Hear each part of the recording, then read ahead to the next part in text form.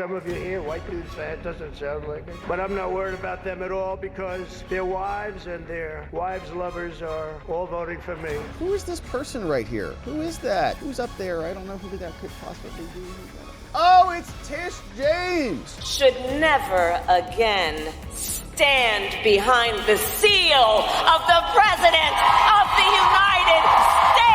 Trump obliterated White Dudes for Harris and many others at the Al Smith dinner there in New York, and it was a sight to see. We've got some highlights here and some reaction from a white dude himself, Brian Stelter, who says, you know, Trump was pretty dang funny here, and we'll see what the reaction looks like, because even Polymarkets and the other markets are showing that Trump continues to pull away from Kamala. She's down at 37% there on the markets that we've been keeping our eye on as the day develops. But several good clips here. Kamala decided to emerge and summon demons from the seventh circle of hell, where many in her party reside. So we'll see what she said at her event last night. But Trump came out swinging, man. Said these white dudes for Harris, he doesn't care if they don't vote for him because their wives' boyfriends will. A group called White Dudes for Harris. Have you seen this? White Dudes for Harris. Some of you here, white dudes for Harris, doesn't sound like it. But I'm not worried about them at all because their wives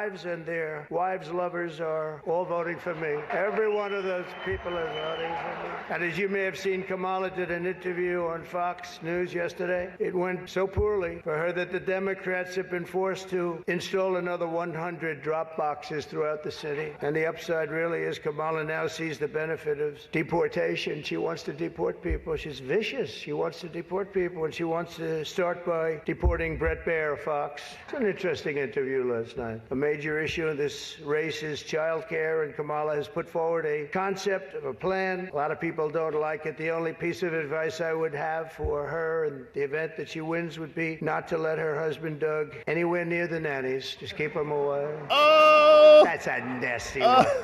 I told these idiots that gave me this stuff, that's too tough. Doug's probably so mad. Hopefully he's not backhanding people back in the campaign closet somewhere. So now he's going to be ripping on Chuck Schumer. And there were some funny exchanges here with Chuck Schumer, because Chuck Schumer seemed like he was kind of having a good time. In fact, there was another clip of them hanging out and talking with one another, kind of patting each other on the back like it's all fun and games, because Chuck Schumer actually doesn't think Trump is an insurrectionist who's a threat to American democracy. He just lies to his audience about it. Coming in very, very strong, a certain way. I won't tell you what way that is, but Chuck Schumer is here looking very glum. Doesn't he look glum? He looks What's glum. wrong, Chuck? But look on the bright side, Chuck, considering how woke your party has become. If Kamala loses, you still have a chance to become the first woman president. You can do it, Chuck. We'll call you Chuck Chelsea something. I don't know. It's going to be horrific. All right, so it continues on. He went out and went after Bill de Blasio, terrible governor there in New York. And it's not Michael, that I can tell you. I'm surprised that Bill de Blasio was actually able to make it tonight, to be honest. He was a terrible mayor. I don't give a shit if this is comedy or not. He was a terrible mayor. He did a horrible job. That's not comedy, by the way. That's fact. But unlike the rest of New York, at least Bill doesn't have to worry about the criminals. All right, so Trump was just on a tear last night, and that was the nanny clip. Here's one from Mayor Adams. So Trump had to wrap things up pretty quickly because there were some illegals who needed the room. Well, I'd better wrap up because Mayor Adams told me earlier that I needed to make this one very quick, especially the city has reserved this room for a large group of illegal aliens coming in from Texas. That's right, they've reserved many rooms. So hilarious, line after line, and Kamala had a weird thing happening here, and here's what the crowd sounded like after her little talk. And in each other. Thank you. May God bless you, and may God bless the United States of America.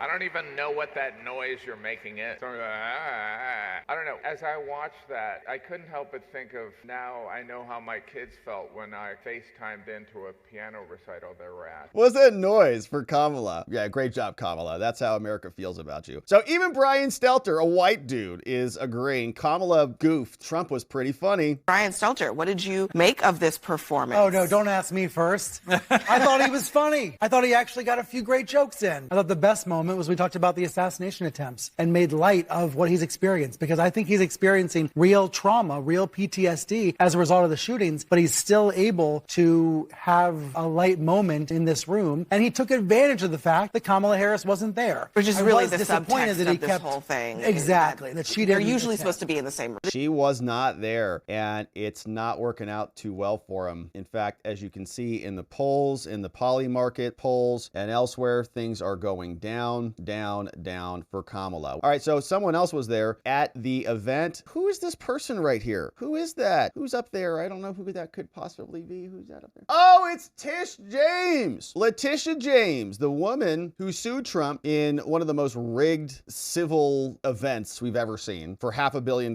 So she was there. And meanwhile, Kamala was out doing some seance summoning of demons from hell, and several of them emerged into our reality using her as a vessel, as you can see. And even the people in the background are a little bit traumatized. You can see this youth is wondering if they're going to be marching a new way forward into the gates of hell. They don't really know what's happening here. So brace yourselves. Should never again stand behind the seal of the President of the United States.